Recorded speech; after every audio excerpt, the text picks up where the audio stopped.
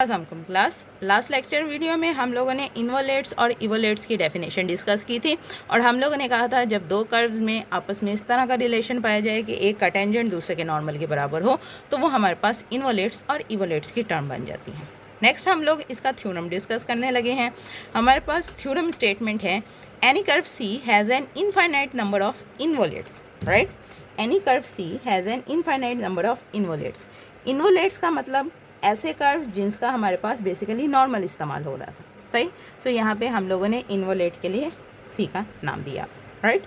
Okay जी, proof start करते हैं। हमारे पास दो पैरामीटराइज कर्व हैं, एक गैमा वन, सही। दोनों पैरामीटराइज कर्व जो हैं वो आर्क लेंथ एस पे डिपेंड करते हैं। गैमा जो है वो सी के लिए इस्तेमाल हो रहा है हमारे पास, और गैमा वन जो है वो बेसिकली सी वन के लिए इस्तेमाल हो रहा है, राइट। ओके जी, सो हमारे पास यहाँ पे दोनों के कर्व आ जाए। एक चीज़ इस थ्योरम के लिए ऊपर वाली डायग्राम होल्ड नहीं कर सकती, क्योंकि ऊपर वाली डायग्राम में बेसिकली सी को इवोलेट कहा गया हुआ था, जबकि यहाँ पे हम सी को एज अ इन्वोलेट्स रख रहे हैं, सही। तो इसमें तुम समझो टोटली डायरेक्शन ओपोजिट हो जाएगी। ये इस वक्त हमारे पास सी वन हो जाएगा और ये हमारे पास बेसिकली सी हो जाएगा, राइट। सो अगर हमने इस डेफिनेशन को इस थ्योरम से रिलेट करना है तो इसमें सी वन जो है वो ये वाला कर्व जिसका टेंजेंट है, और सी जो है वो ये वाला कर्व आ जाएगा जिसका हमारे पास नॉर्मल है, राइट। सो हम लोगों ने दो पैरामीटराइज कर्व ले लिए, एक गैमा वन, मतलब एक सी के लिए और एक सी वन के लिए। नेक्स्ट हम लोग क्या करने हैं, अगर तो हम लोग इक्वेशन देखें तो यहाँ टेंजेंट जो है वो एग्जैक्टली इक्वल टू है नॉर्मल, और अगर हम इसी डेफिनेशन को देखते चलें तो बेसिकली यहाँ पे टेंजेंट और नॉर्मल जो है वो बेसिकली आपस में पैरेलल है, सही। So equation of a tangent लगाऊं या पैरेलल की इक्वेशन लगाऊं, हमारे पास इक्वेशन आ रही है गैमा वन मतलब सी वन कर्व के लिए माइनस गैमा सी कर्व के लिए is basically equal to lambda T, where lambda is any unknown constant, right. So gamma one minus gamma is basically equal to lambda T. Minus sign can be change into positive, सही। तो दूसरी तरफ जाएंगे, direction change होगी तो हमारे पास sign change हो जाएगा। Gamma one is basically equal to gamma plus lambda T.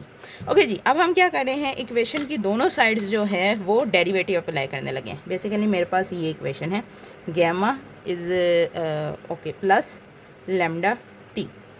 अगर मैं दोनों तरफ D by D S one का डेरिवेटिव इस्तेमाल करती हूँ तो ये एक हमारे पास बन जाएगा this one equal to D by D S one equal to gamma plus lambda T, सही।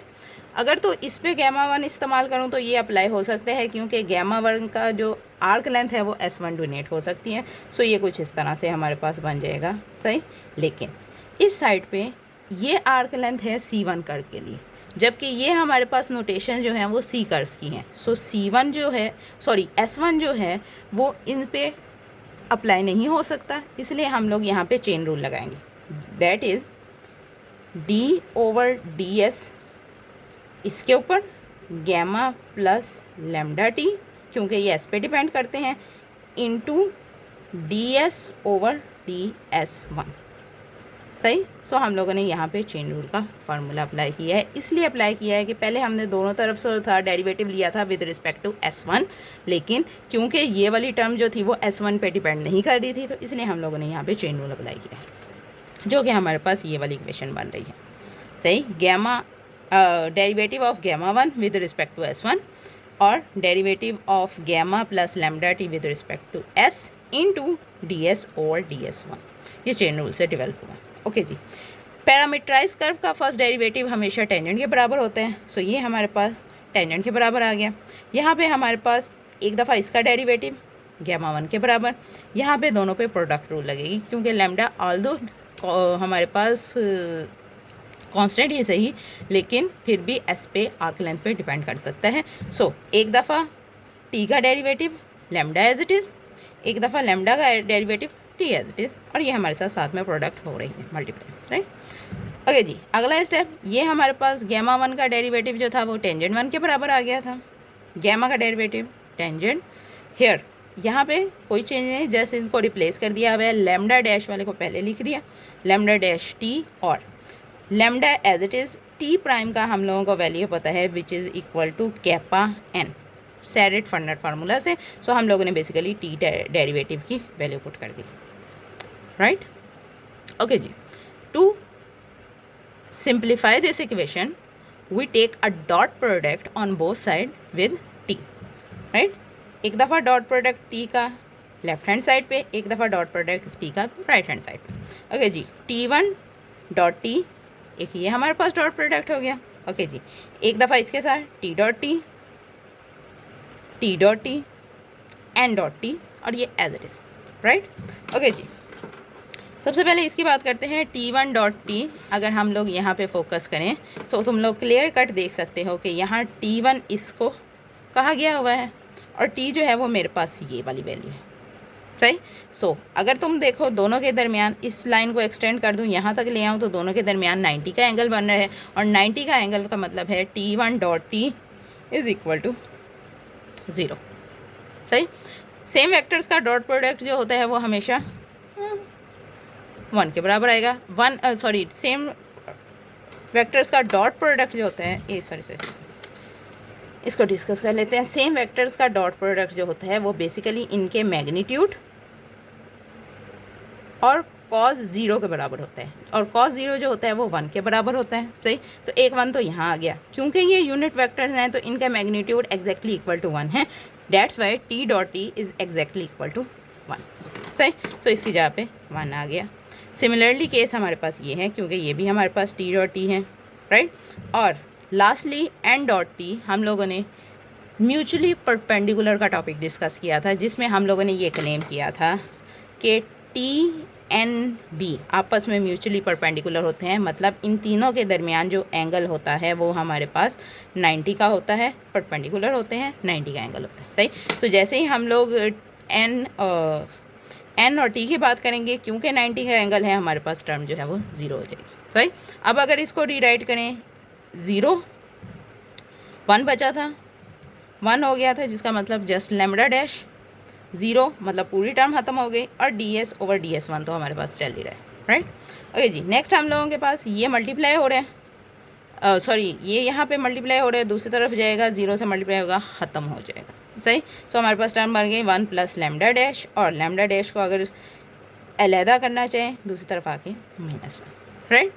Now to remove the derivative we take integration on both side with respect to s arc length, that is lambda lambda dash ds is equal to -1 ds। Derivative integration anti operator आपस में ख़त्म हो जाएंगे, just lambda which is basically equal to हमारे पास बन जाता है माइनस साइन बाहर s plus d, where d is any constant, right। so हमारे पास वैल्यू आ गई है lambda is equal to -s plus d, right। Okay जी, फर्स्ट इक्वेशन हम लोगों ने यहाँ पे हाईलाइट की थी, gamma 1 is basically equal to gamma plus lambda t। here replace the value of lambda with -s plus d, which implies that we have gamma 1 is basically equal to gamma plus d minus s t। now as d is any constant,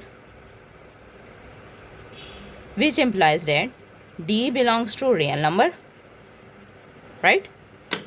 जब भी हम d की value replace करेंगे हमारे पास एक नया relation इन्वोलेट्स और इवोलेट्स develop हो जाएंगे, राइट।